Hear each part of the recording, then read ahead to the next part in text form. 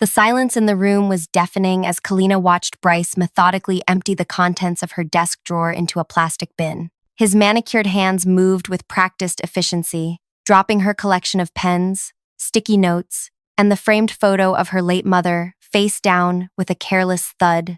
Outside, rain pattered against the windows of what had once been her sanctuary, the innovation lab she'd built from nothing over 5 arduous years. "Is this really necessary?" she asked, voice barely above a whisper. Bryce didn't look up, his sculpted features illuminated by the harsh overhead lighting. "Completely. I need this office cleared by noon." 2 days. That's all it had taken for the empire she'd built to come crashing down around her. Yesterday morning, 47 talented scientists and researchers, people she'd personally recruited and mentored, had been marched out by stone-faced security guards, clutching small boxes of personal belongings, their access cards deactivated midday without warning. Today was the physical dismantling. Through the glass wall of her office, Kalina watched as workers in coveralls systematically disassembled 5 years of breakthrough medical research. The prototype testing chamber, gone. The specialized equipment they'd modified for their unique needs, dismantled. And most devastating of all, the biomedical prototypes themselves, heart valves that could grow with pediatric patients, eliminating the need for repeated high-risk surgeries, were being fed into an industrial crusher in the loading bay. "You know children are waiting for these valves," she said, trying to keep her voice steady. "We're months away from human trials." Bryce finally looked up, his blue eyes, so like his father's, entirely devoid of empathy. "Children? Please. This company isn't a charity, Kalina. It's a business. And your little passion project has been bleeding money for half a decade with nothing to show shareholders." "Nothing to," she began, but swallowed the rest. There was no point. This wasn't about facts or science or the children who would die waiting for the technology they'd nearly perfected. This was about power, about the old guard making way for the new, about Bryce Alderman finally getting to play with Daddy's company, now that Gerald had stepped aside. Bryce walked to the wall where her framed patents hung,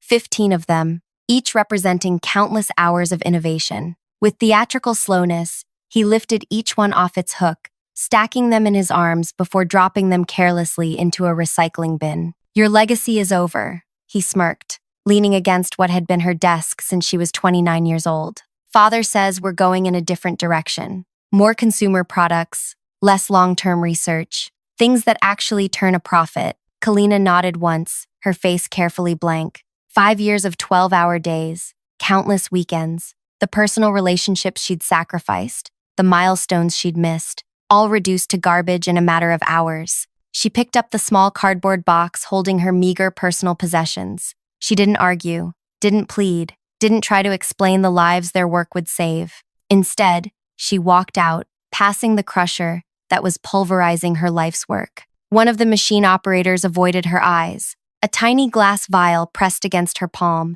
hidden in her closed fist as she pushed through the revolving doors into the rain-soaked afternoon. In her car, she finally allowed herself to look at what she'd instinctively grabbed, the catalyst compound, the miraculous enzyme they discovered that prevented tissue rejection, the breakthrough that made everything possible. Small enough to fit in her palm, yet powerful enough to change medicine forever. Without it, everything else was worthless. But what would she do now? Where could she go? And how could she possibly rebuild after such total destruction? If you're enjoying this wild corporate ride, go ahead and hit that like button. I'd love to hear in the comments if you've ever witnessed a workplace massacre like this one. And if you want to catch more stories about powerful people getting exactly what's coming to them, subscribe to the channel. Trust me, you'll want to stick around to see what Kalina does next. My name is Kalina Mercer. Until yesterday, I led the Pediatric Cardiac Innovation Lab at one of America's largest medical device companies.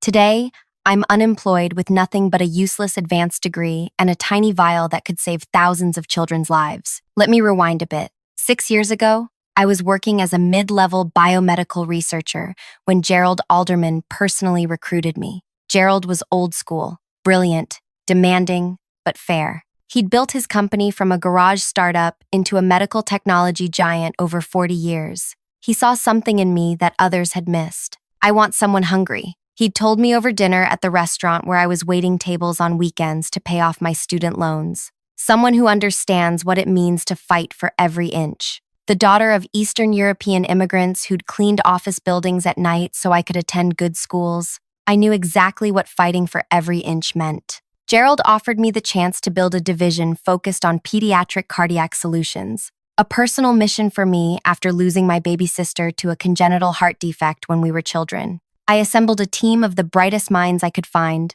not just the ones with prestigious credentials, but people with drive, creativity, and heart. People like Zeke, a coding prodigy who'd dropped out of high school but could program biomedical interfaces better than anyone I'd ever met. Or Nadia, a single mother who worked remotely from her daughter's hospital room, designing microfluidic systems between chemotherapy sessions. For 5 years, we worked tirelessly on the adaptive heart valve. Traditional valves are static. Children outgrow them, necessitating multiple high-risk surgeries. Ours would grow with the patient, responding to the body's natural development signals, the potential to save thousands of lives, and spare families the emotional and financial devastation of repeated heart surgeries was enormous. Gerald understood this. He protected our division from quarterly profit pressures, giving us the runway we needed for true innovation. But 6 months ago, things changed. Gerald started missing meetings. When he did appear, he seemed distracted,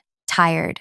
Rumors spread, health problems maybe. Then last week, the announcement, Gerald was retiring immediately. His son Bryce would take over as CEO.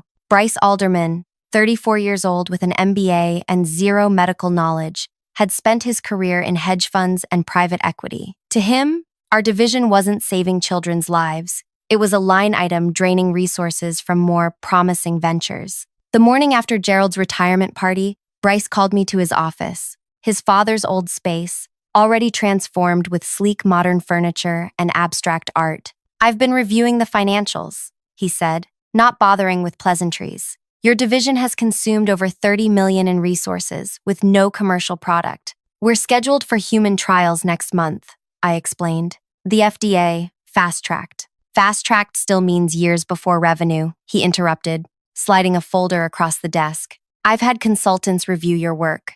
They estimate another 5 years minimum before profitability. Medical innovation takes time." Your father understood. My father became sentimental in his old age. I'm making decisions based on financial reality. I left that meeting with a knot in my stomach. The next morning, security guards appeared at our lab doors. By lunch, my entire team was gone. By the following afternoon, so was I. Which brings us to now, sitting in my tiny apartment on the east side of the city, staring at a vial containing a miracle no one else can replicate. The Catalyst compound was my personal breakthrough, developed during countless solo nights and weekends when everyone else had gone home. It was the missing piece that solved the tissue rejection problem that had plagued similar devices for decades. Without it, the valves were just inert medical-grade silicone. With it, they became living technology that could save countless young lives. And now I was the only person on Earth who knew how to make it. My phone buzzed.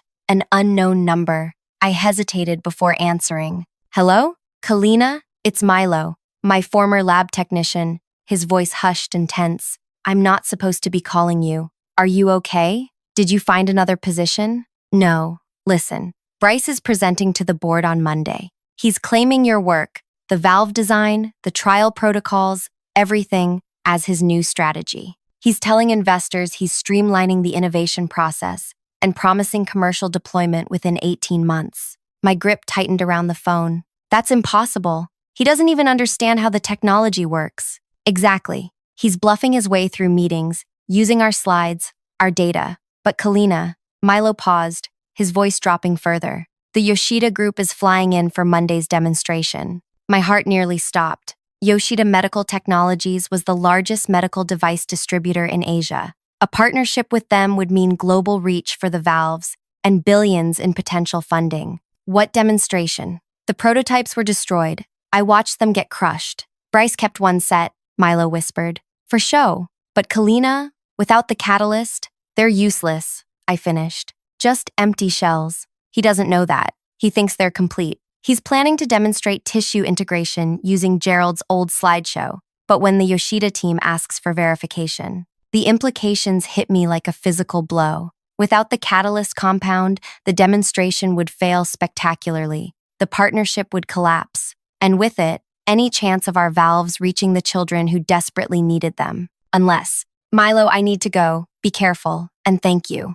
I hung up and stared at the vial in my palm. For the first time since walking out of the building, I felt something other than despair stirring in my chest. It was the beginning of a plan. The vial felt impossibly small in my hand, a tiny glass vessel containing 5 years of late nights, failed experiments, and finally, breakthrough. I placed it carefully in my kitchen cabinet, behind the salt and pepper shakers, and sat at my tiny kitchen table. Think, Kalina, think.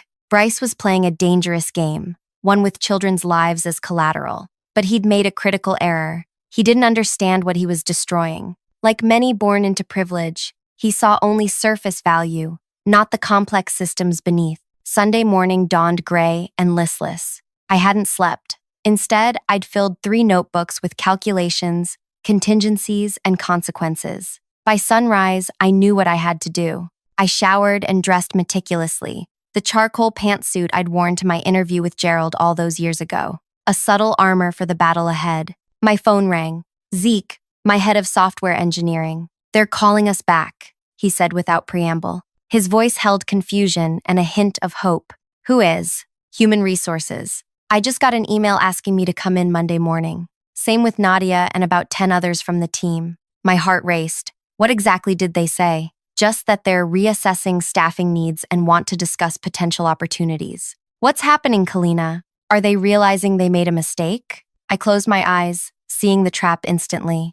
Zeke, listen carefully. Bryce has the Yoshida presentation tomorrow. He needs people who can answer technical questions when he gets in over his head. So, we'd be window dressing. He'll parade you in to impress Yoshida, then dispose of you again once the contract is signed. The line went quiet. Then, what should we do? Go to the meeting, I said firmly. All of you. Say nothing about speaking with me. Act grateful for the second chance. But Zeke, take detailed notes on everything Bryce says about the valves. After hanging up, I made another call. To Irene, Gerald's longtime executive assistant who'd survived countless regime changes over 30 years. I wondered when you'd call, she answered, voice warm despite the circumstances. Gerald would be heartbroken to see what's happening. Have you spoken to him? Irene sighed heavily. No one has. Bryce says he's taking time away from all business matters at some wellness retreat in Switzerland. No contact permitted. That didn't sound like Gerald. The man lived for his company, checked emails during his wife's funeral. Something wasn't right. Irene, I need a favor. Can you tell me who's attending tomorrow's board meeting? The usual suspects. The board, senior leadership, the Yoshida delegation, 5 people including Dr. Himari Yoshida herself, and, she hesitated, and Bryce added Clarissa Vega to the invite list last night. My stomach tightened. Clarissa had been my research partner during the earliest valve prototypes. Brilliant but ruthlessly ambitious, she'd left after I was promoted over her. Last I'd heard, she was leading cardiac research at our biggest competitor. He's hedging his bets, I murmured. If the demonstration fails, he'll offer Yoshida an alliance with Clarissa instead. Smart boy, Irene said dryly. Pity he's using his powers for evil.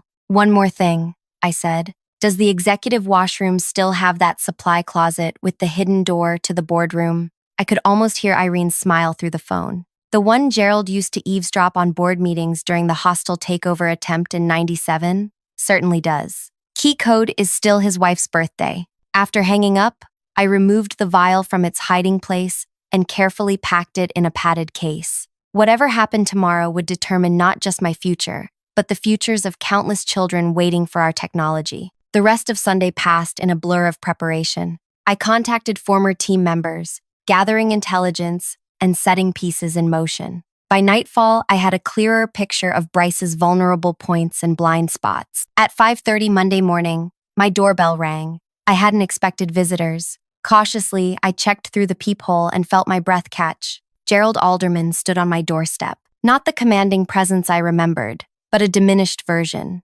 Thinner, grayer, his normally immaculate appearance slightly disheveled. Behind him idled a black town car with tinted windows. I opened the door. Gerald, may I come in? His voice was the same deep baritone, but quieter now, tinged with something I'd never heard from him before. Fear. I stepped aside, allowing him entry to my modest apartment. He glanced around, taking in the stacks of research journals, the whiteboard covered in chemical formulas, the half-eaten takeout containers. "I apologize for the early hour," he said, remaining standing though I gestured toward my small couch. "I don't have much time." "Switzerland not agreeing with you?" I couldn't keep the edge from my voice. His eyes widened slightly. "Is that what he's saying? I've been locked in my lake house since signing the papers. All communications monitored.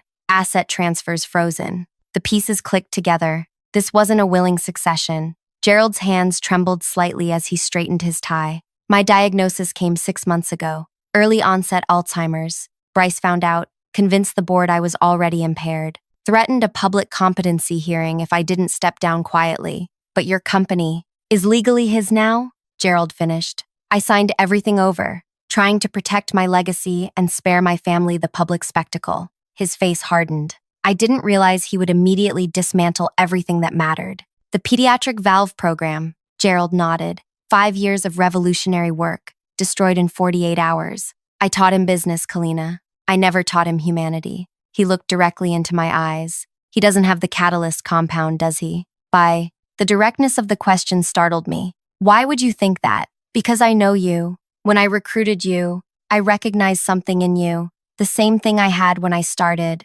Preparation, foresight, the ability to protect what matters most." His gaze was steady despite his physical frailty. "The Yoshida presentation is in 3 hours. Without the catalyst, it's just an elaborate puppet show." I remained silent, neither confirming nor denying. Gerald continued. "Bryce is telling everyone you stole proprietary materials. He's prepared to have you arrested if you appear anywhere near the building." Interesting accusation from someone who fired me without cause and destroyed my entire department. "Kalina," his voice softened. "This isn't just about jobs or corporate politics anymore. Dr. Yoshida is bringing her grandson, Hiro, age 7, born with truncus arteriosus. Already had 2 valve replacements. She wants to see firsthand if our technology could help him." The revelation hit me like a physical blow. A real child, a real heart, not just statistics and projections anymore. "What are you asking me to do, Gerald?" "I don't know," he admitted, suddenly looking every one of his 70 years. "I escaped my handlers to warn you, nothing more. If Bryce fails today, the company stock will plummet. The valve program will never recover. Yoshida will partner with someone else. And if he succeeds through deception, children get false hope. Investors lose millions. And you," he trailed off, looking around at my small apartment, "you lose everything you've worked for." A heavy silence fell between us. Through the window, I could see the first hints of dawn breaking over the city skyline. The same view I'd gazed at countless nights while working late, dreaming of the lives we'd save. "There's a third option," I said finally. Gerald raised an eyebrow. "I'm listening." I told him my plan. Not everything. Some details were better kept to myself, but enough. With each word, his posture straightened, shadows of his former self emerging through the weariness. When I finished, he nodded once. "It's risky. Everything worthwhile is. You'd be burning bridges. Some bridges should burn." Gerald checked his watch and stood. "My absence will be noticed soon. Whatever you decide, Kalina, know that I'm sorry. I built something I couldn't protect in the end." As he reached the door, I called after him. "Gerald, how did you know where I live?" A ghost of his old smile crossed his face. "I approved your mortgage assistance loan 5 years ago. Some things a CEO doesn't delegate." After he left, I sat motionless, watching dawn break fully over the city. The headquarters building was visible from my window, 60 stories of glass and steel, where in just hours, Bryce Alderman would either cement his triumph or face catastrophic failure. I picked up my phone and made the call I'd been putting off. "Clarissa, it's Kalina Mercer. I think we should talk before your meeting with Bryce and Yoshida today." Her laugh was exactly as I remembered, musical but with sharp edges. Well, the mighty have fallen. What could we possibly have to discuss?" The catalyst compound. Silence stretched for several seconds. "You're bluffing," she finally said, but uncertainty had crept into her voice. "That compound was theoretical when I left. I completed it 9 months ago. Bryce doesn't have it. But you already suspected that, didn't you? It's why he called you in as backup." More silence. Then, "What are you proposing?" "Meet me at Riverside Park, north entrance, 40 minutes. Come alone." "And why would I do that?" I took a deep breath.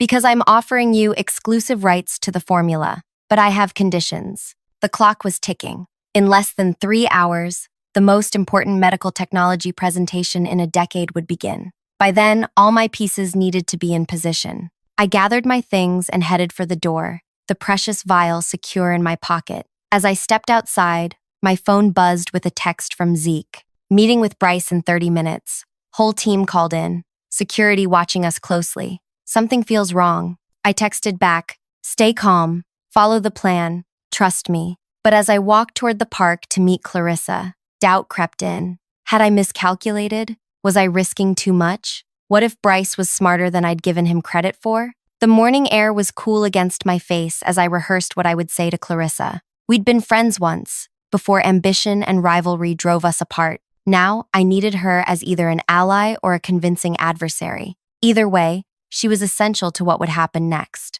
My phone rang again. Unknown number. Hello? Dr. Mercer? A woman's voice, heavily accented. This is Himari Yoshida. I believe we have much to discuss before this morning's meeting. I froze mid-step on the path, commuters brushing past me in the early morning rush. Dr. Yoshida? How did you get your number? Her voice was crisp, authoritative. I have resources, Dr. Mercer, and when my grandson's life is potentially at stake, I use them. I move to a quieter spot beneath a tree. I'm listening. I am not a woman who appreciates games, Dr. Mercer. I received a rather urgent email last night from a former employee of yours, someone named Nadia. She claims the technology being presented to me today is incomplete without your involvement. My heart raced. Nadia had gone off script. This wasn't part of the plan. That's a complicated situation, Dr. Yoshida. I deal in complicated situations daily. Her tone softened slightly. I'm bringing my grandson, Hiro, to this meeting. He's had 2 open-heart surgeries already. A third might kill him. I need to know, is your valve technology real? Can it help him? The directness of her question cut through my strategic thinking. This wasn't about corporate politics anymore. It was about a 7-year-old boy. Yes, I said simply. The technology is real, but it's not ready without the catalyst compound. And you have this compound? I hesitated. Yes. Interesting. The line went quiet for a moment. The young Mr. Alderman seems quite confident about today's presentation. Bryce is betting you won't know the difference between a working prototype and an empty shell. Another pause. I see. And what would you suggest I do with this information, Dr. Mercer? Attend the presentation. Ask questions, particularly about the tissue integration process. Watch his answers carefully. And what will you be doing during this presentation? That depends on how my next meeting goes. With Clarissa Vega? Dr. Yoshida asked, confirming my suspicion that she'd done her homework thoroughly. A formidable researcher. Your rival, I understand. We have history, I acknowledged. History complicates things, she sighed. My car is approaching your location now. Perhaps we should continue this conversation in person before you meet Dr. Vega. I looked up to see a sleek black sedan pulling to the curb nearby. The window lowered, revealing an elegant older woman with sharp eyes and silver hair pulled into a perfect chignon. Dr. Yoshida, please, she interrupted. I've flown halfway across the world for this technology. I can spare 10 minutes to speak with its creator. The car door opened invitingly. I glanced at my watch. 25 minutes until my meeting with Clarissa. Enough time for a brief conversation. I slid into the plush leather seat beside Himari Yoshida, noticing immediately how she assessed me with clinical precision. Her designer suit contrasted sharply with the medical monitoring device strapped to her wrist. Not for herself, I realized, but displaying a child's vital signs in real time. Hiro, she said, following my gaze. His heart shows signs of strain already this morning. Excitement about our trip, perhaps. She turned the display toward me. This is not abstract for me, Dr. Mercer. I studied the readout, my training automatically noting the subtle irregularities in the pattern. Mitral regurgitation? She nodded, impressed. You have a good eye. Yes, his artificial valve is already showing leakage. That's exactly what our technology prevents, I said quietly. The adaptive tissue integration means the valve grows and strengthens with the patient. So, I've read in your research papers. Very promising. Yet now I'm told the demonstration today may be, what is the phrase? Smoke and mirrors? The car moved smoothly through morning traffic as I considered my response. The valve design is genuine. The prototypes exist. But without the catalyst compound that prevents rejection, they're just elegant paperweights. And Bryce Alderman doesn't have this compound? No, yet you do? I met her gaze directly.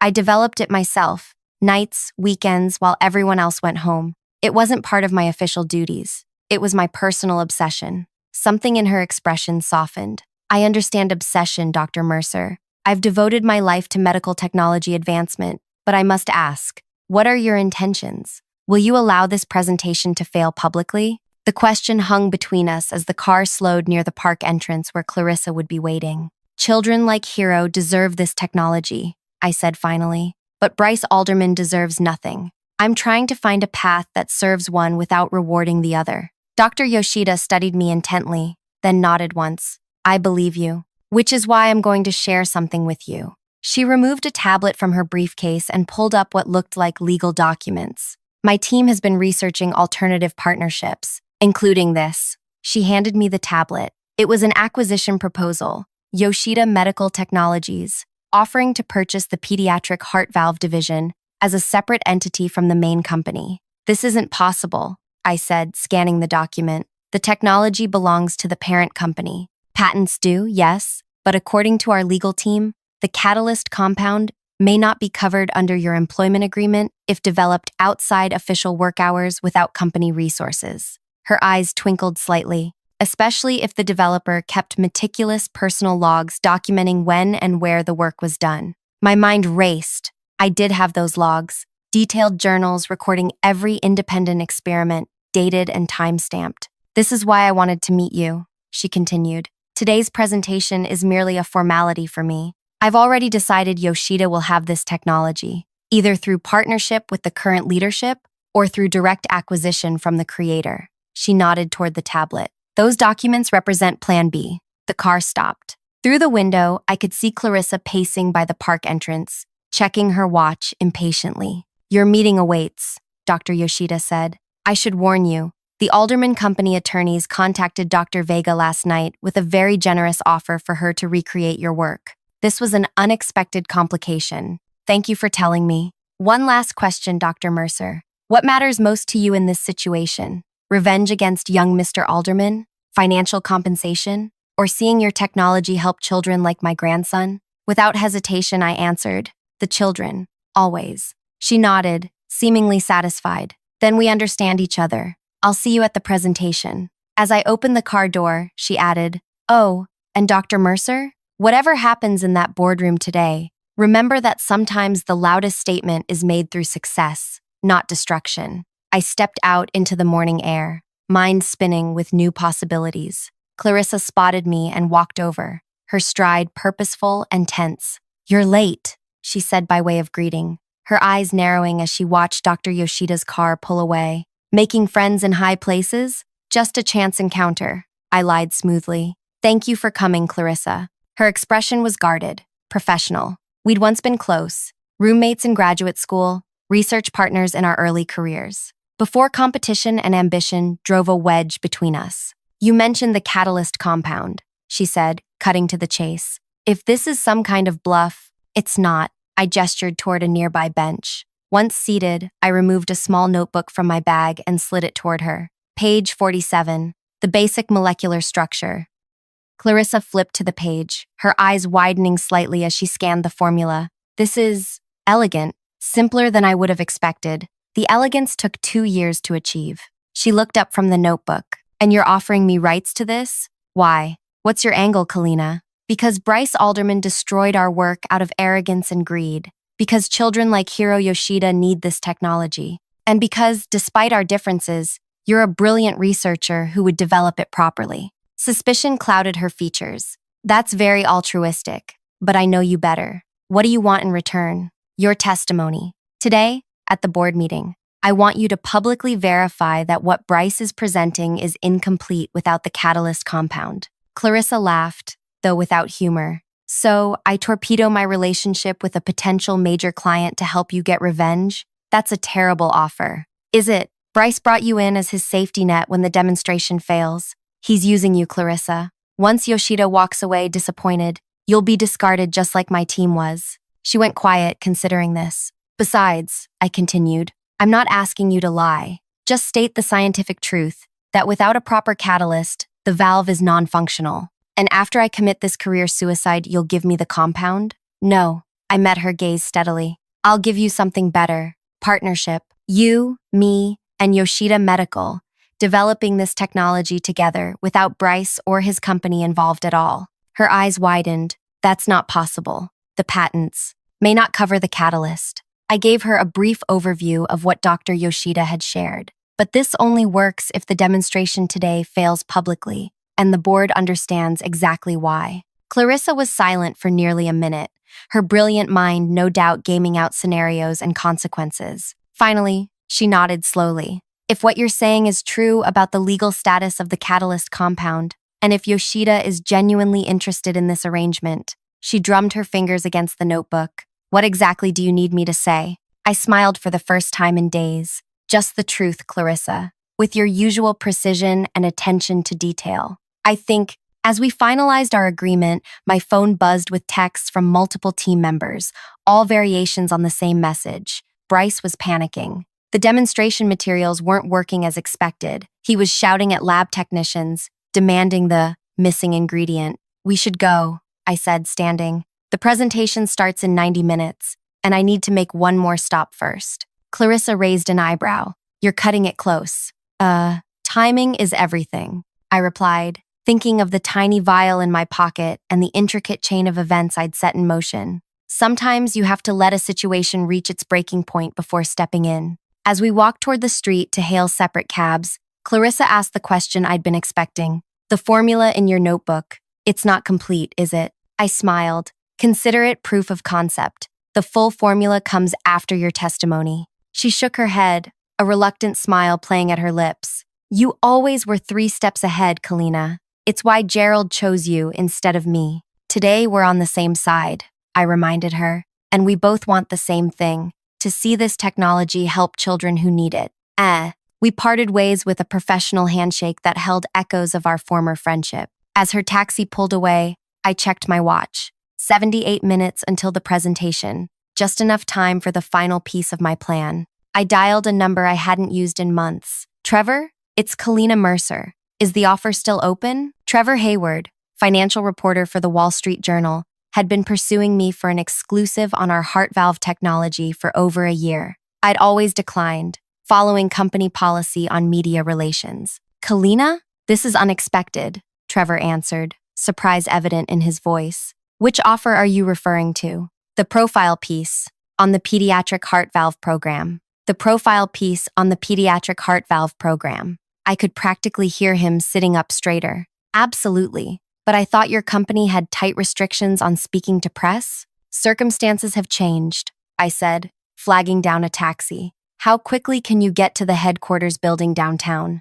For this story, I can be there in 30 minutes. Perfect. Meet me at the side entrance on Madison. I'll have a visitor badge waiting. I ended the call and directed the taxi driver to the headquarters building. As the city blurred past the windows, I mentally rehearsed each step of what was about to unfold. So many variables, so many moving pieces. If any single element failed, no, I couldn't think that way. Children like Hero were counting on this technology. My team members deserved vindication. And Bryce Alderman needed to learn that some things can't be destroyed in 48 hours, no matter how much power you think you have.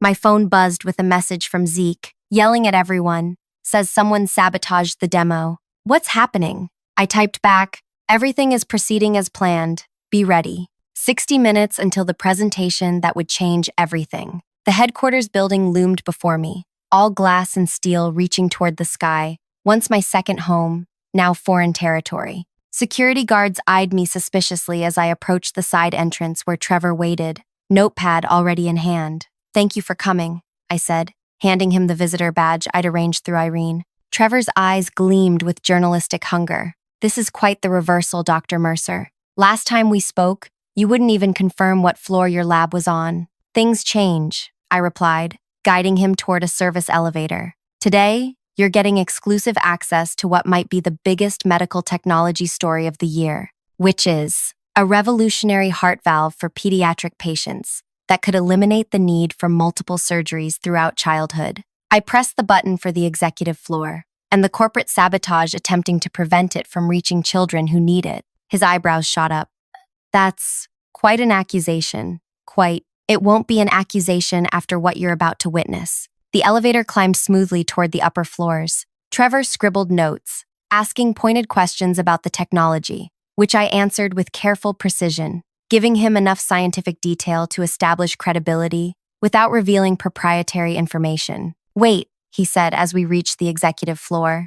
Won't security stop us? I smiled. Not if we use the executive washroom entrance. I led him down a quiet hallway, using the key code Irene had provided to access a supply closet that connected to the boardroom's private anteroom. Through a narrow ventilation panel, we could see the boardroom filling with attendees. Board members in expensive suits clustered near the refreshment table. The Yoshida delegation entered with formal Japanese courtesy, Dr. Yoshida at the center, flanked by her team. And behind her, a small boy in a pressed shirt and tie, his complexion slightly bluish despite his brave smile. Hiro. Seeing him, a real child, not just an abstract beneficiary of our work, strengthened my resolve. This wasn't about corporate politics anymore. It wasn't even about revenge. It was about making sure that boy and thousands like him had a chance at normal lives. That's Bryce Alderman, Trevor whispered, pointing to where Bryce paced near the presentation screen,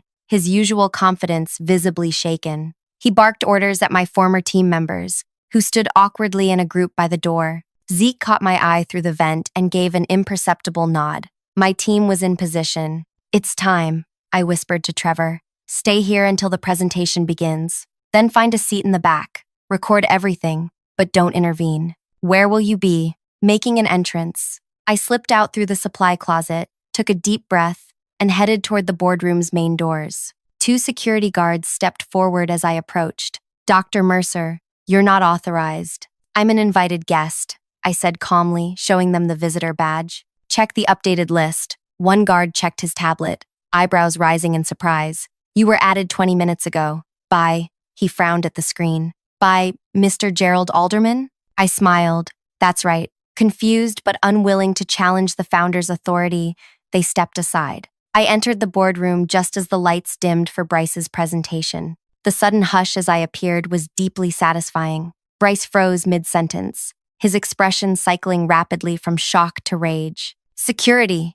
he snapped, recovering. Remove Dr. Mercer immediately. Before the guards could respond, Dr. Yoshida rose from her seat. Mr. Alderman, I specifically requested Dr. Mercer's presence today. She is, after all, the creator of the technology we're here to discuss. Bryce's face flushed crimson. Dr. Yoshida, I assure you, the technology belongs to this company. Dr. Mercer is a former employee with no current authority, yet curiously essential to today's demonstration. Clarissa interjected smoothly from her seat near the board members. Isn't that right, Bryce? The board chairman leaned forward. What's going on, Bryce? You assured us this presentation was ready. Trapped? Bryce forced a smile. Everything is under control. Dr. Mercer's presence is unexpected but not unwelcome. Perhaps she'd like to observe from the back while we proceed. I took a seat beside Trevor, who had slipped in during the commotion. The room settled as Bryce launched into his presentation,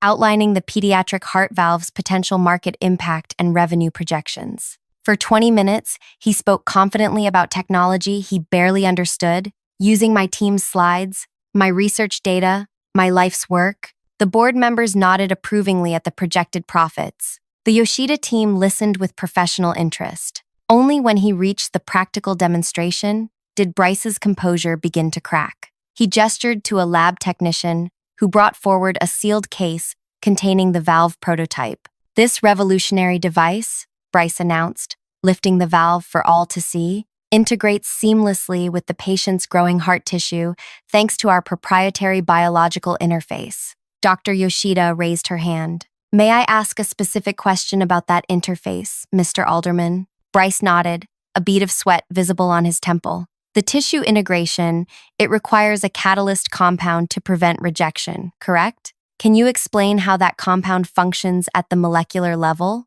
The room went silent. Bryce glanced desperately toward his notes, then to Clarissa, who merely raised an eyebrow. The catalyst compound uses advanced biochemical processes, he stammered. Perhaps more specifically, Doctor. Yoshida pressed, could you address how it overcomes the T-cell response that typically leads to rejection? My grandson's immune system is particularly sensitive. Bryce's face paled. He had no idea how to answer. In the awkward silence, Clarissa rose from her seat. "If I may," she said smoothly. "As a cardiac research specialist, I've studied this technology extensively. The truth is, the valve Mr. Alderman is holding cannot function without a specific enzyme compound, and that compound is not present in today's demonstration." Murmurs rippled through the board members. The chairman frowned deeply. "Bryce, is this true?" Before he could respond, I stood. "The catalyst compound exists," I said clearly. "I developed it myself, working independently on nights and weekends. The compound prevents tissue rejection through a novel approach to immune response modulation." I walked to the front of the room, aware of all eyes following me. What Mr. Alderman doesn't understand is that the valve is merely the delivery system. Without the catalyst, I removed the vial from my pocket, holding it up to the light where the clear liquid caught the room's illumination. "It's just an empty vessel." "This is absurd," Bryce sputtered. "That's company property. You stole it from the lab." "Interesting accusation," I replied calmly. "Considering you personally destroyed all lab samples 2 days ago, I have 17 witnesses who watched you feed our prototypes into an industrial crusher." The board chairman turned to Bryce, aghast. "You destroyed the prototypes? After 5 years of research investment?" "It was strategic streamlining," Bryce insisted, his voice rising. "The division was bleeding money with nothing to show for it." From the back of the room, Zeke spoke up. "Nothing except a revolutionary technology that would save thousands of children from multiple heart surgeries." Nadia joined in. "Nothing except a solution to the leading cause of pediatric cardiac mortality." One by one, my team members added their voices, each highlighting an aspect of the technology's life-saving potential. The board members exchanged concerned glances. The Yoshida delegation watched with rapt attention. In the growing chaos, Dr. Yoshida stood and crossed to where Hiro sat. She placed a gentle hand on his shoulder before addressing the room. "Gentlemen, ladies, while this corporate drama is fascinating, I'm here for one reason only." She gestured to Hiro. "My grandson has had 2 heart surgeries already. His prognosis without new technology is poor.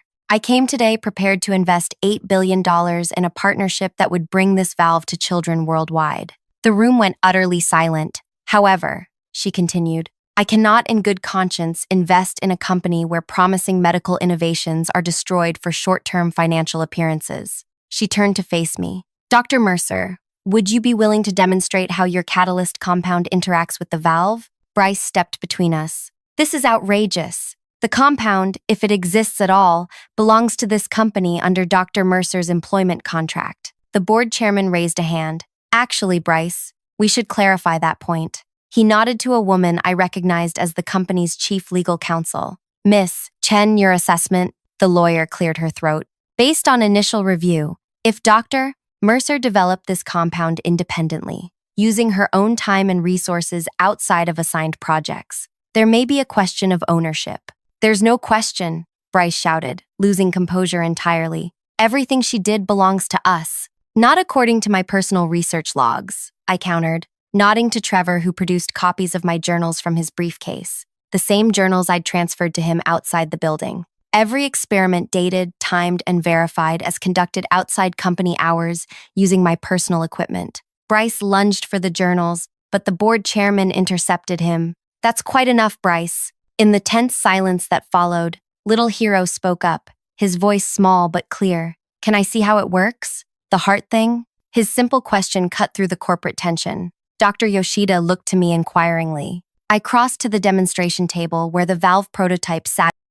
"I'd be honored to show you, Hiro." Under the room's collective gaze, I carefully applied 3 drops from my vial to the valve's tissue interface. The reaction was subtle but unmistakable. The biomaterial slowly shifted, becoming more translucent, more alive. "This is what makes it special," I explained, kneeling to Hiro's eye level as he approached. "The valve doesn't just sit in your heart like other artificial valves. It becomes part of your heart, growing as you grow." His eyes widened with wonder. "So, I wouldn't need more surgeries?" "That's the goal," I said gently. Dr. Yoshida placed her hand on my shoulder. "I've seen enough." She turned to address the board. "My offer stands $8 billion, but not under current management. and not without Dr. Mercer leading the project. The board chairman looked from Bryce's furious face to mine, then to the Yoshida delegation and the $8 billion they represented. Perhaps, he said carefully, we should take a brief recess to discuss new leadership arrangements. 45 minutes later, the board voted unanimously to remove Bryce from his position, pending a full investigation into his destruction of company assets. Gerald Alderman was reinstated as interim CEO until a permanent replacement could be found, and I was appointed executive director of pediatric cardiac innovation with full autonomy and resources. As the meeting adjourned, Bryce stormed toward the exit, pausing only to hiss in my ear. You think you've won, but you have no idea what you've started. I watched him leave, feeling neither triumph nor satisfaction, only relief that the technology would move forward. Dr. Yoshida approached with Hiro by her side. When can we begin the clinical trials? She asked. I'll need to rebuild my team first, I replied, glancing toward my former colleagues who were already gathering around us, energized by the turn of events. But I'd estimate within 6 weeks. Excellent. She extended her hand to a partnership that will change countless lives. As we shook hands, Hiro looked up at me. Thank you for not giving up, he said simply. Those words, more than the vindication, more than the professional victory, made everything worthwhile. Gerald found me later as I was briefing my reinstated team in what would again be our laboratory space. He looked tired but relieved. You did well, he said quietly, though perhaps with more flair than I would have chosen. I smiled. Different generations, different methods. Indeed. He glanced around at the team already setting up workstations, re-establishing the heart of innovation he'd built his company around. I should have protected this better. We protect it now by making it succeed, I replied. The first trial valves will be ready within 2 months. Gerald nodded, a hint of his old determination returning to his eyes. I'll hold you to that. He turned to leave, then paused. By the way, that reporter, Trevor, has some very interesting questions about corporate sabotage and medical technology suppression. Care to explain? Insurance policy, I said with a slight shrug. In case today went differently. I'm also body, he chuckled softly. Like I said, different methods. With a final nod, he left me to rebuild what his son had tried to destroy. That evening, as I stood in our restored lab watching the sunset through the windows, Zeke joined me with 2 cups of coffee. Not bad for someone who was unemployed this morning, he said, handing me a steaming mug. The team's wondering, did you plan all this from the beginning? Having the compound, getting Yoshida on your side, the whole boardroom showdown? I sipped my coffee, considering. Not all of it. Some pieces fell into place at the last minute, but I knew what mattered most, the technology and the children it could help. And getting Bryce kicked to the curb, Zeke added with a grin. That was a bonus. I gazed at the vial of catalyst compound, now secured in our lab's specialized storage. Sometimes the best revenge isn't destroying your enemy. It's building something so important they become irrelevant. 2 months later, Hiro Yoshida became the first recipient of our adaptive heart valve. His successful procedure made medical headlines worldwide. And somewhere across the city, Bryce Alderman read those same headlines, understanding too late what he had tried to destroy in 48 hours. Some legacies can't be erased so easily. If this corporate revenge story got your blood pumping, hit that like button. Have you ever had a boss or colleague try to destroy your work? Share your experience in the comments below. And don't forget to subscribe for more stories about professionals who refuse to let their work be undermined. Remember, sometimes the best revenge isn't getting even, it's getting ahead and making your work too valuable to ignore. Thanks for listening all the way through.